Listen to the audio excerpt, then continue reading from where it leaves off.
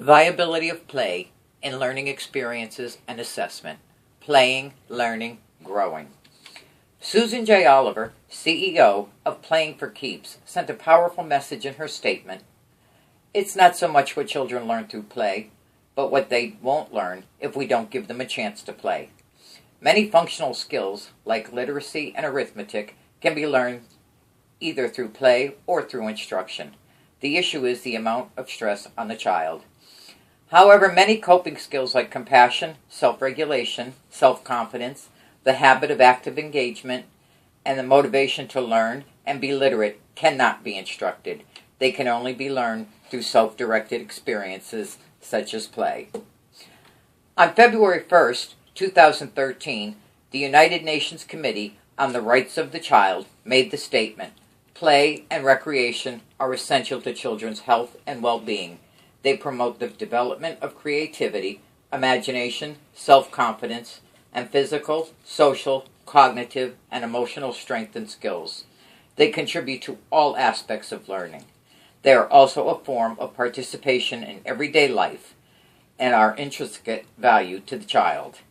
It appears that social interactions with peers through play promote development from helpless and dependent to inquisitive, social, active, and confident. So I ask, where is the problem in establishing an environment of play in education? Close your eyes and envision for one moment a place where there is laughter, exploration, arousal of curiosity, an interest to learn and to share knowledge that is both stored in memory banks as well as being acquired as one interacts with the world around them, without all the stressors of everyday life. An environment that is non-judgmental, where accurate and useful information is being collected through trial and error, and where there is no such thing as right or wrong. This is the place where knowledge and education are being fostered.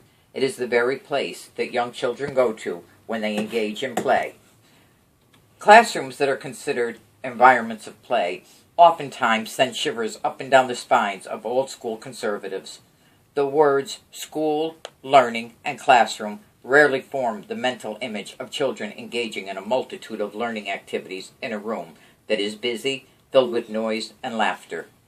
On the contrary, school and learning is often associated with the mental image of children sitting quietly and paying close attention as the teacher directs the lesson.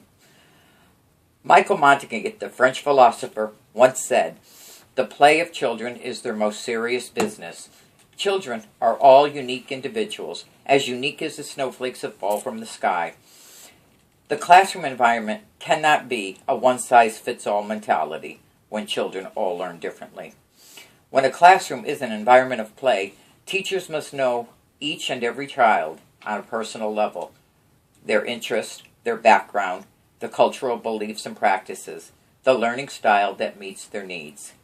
It is then and only then with confidence a teacher can develop a lesson with distinct objectives to accommodate the learning of that child and meet them at their developmental level. Howard Gardner's multiple intelligence theory has applications to education. Gardner has been careful to say that he has proposed a scientific theory that should not be mistaken for a prescription for schooling. He makes clear that the educational implications of children's possessing multiple intelligences can and should be drawn, but he believes that many possible curricula and methods could be consistent with the theory. The sole implication he supports is that children's minds are different, and an education system should take account of those differences, a point developed in diverse ways by his many followers. Gardner himself believes that the educational implications of children processing multiple intelligences can and should be drawn. He believes that there are many possible curricula and methods that could be consistent with the theory. Play is one of the most advantageous ways to utilize the multiple intelligence theory, allowing all children to be successful. Albert Einstein said it best when he stated, "Everybody is a genius. If you judge a fish by its ability to climb a tree, it will live its whole life believing it's stupid." There are many learning experiences associated with play. Why would we choose to risk the possibility of depriving our children the opportunity to grow and flourish to the best of their ability. Finland is the top-ranked school system in the world. It can boast a high graduation rate, equal education access among all students, high achievement on international benchmarking tests, and moderate per-pupil spending. Through the history of Finnish education, two interesting things happened. The first is that the Finnish citizens held teachers and school principals in the highest esteem. Those who graduated at the top of their class are the only ones that can consider a career in education. The average acceptance rate into the schools of education is a mere 10%. The second thing that happened in the 1980s, Finland abolished standardized tests. Instead of test-based accountability in schools in the country, because of the high quality of its teaching force, they had a trust-based system to allow teachers a certain freedom to teach with creativity. Students, too, had the opportunity to learn in different ways. While children are actively interested and engaged in learning, they're motivated and concentrating through play and in control over their learning and are developing independence. Play is stress-free, creating an atmosphere that fosters a sense of security in a child, enhancing their confidence and their well-being, while encouraging social interactions and mutual respect. In play, children acquire a wide range of knowledge while using a variety of skills. Higher orders of thinking are utilized by children in problem solving. In early childhood education, many classroom teachers present a particular theme to the class lessons, and the activities are centered around them. When play is broken into sub-themes, children benefit from the increased vocabulary and the language development based on the themes.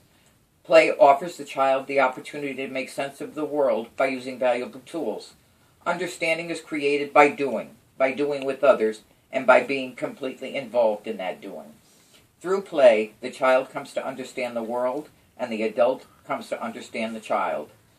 Play is a vehicle that is fun, stress-free, and empowering to the children, allowing them to grow in knowledge and understanding while exploring and manipulating the environment and all the wonders it has to offer.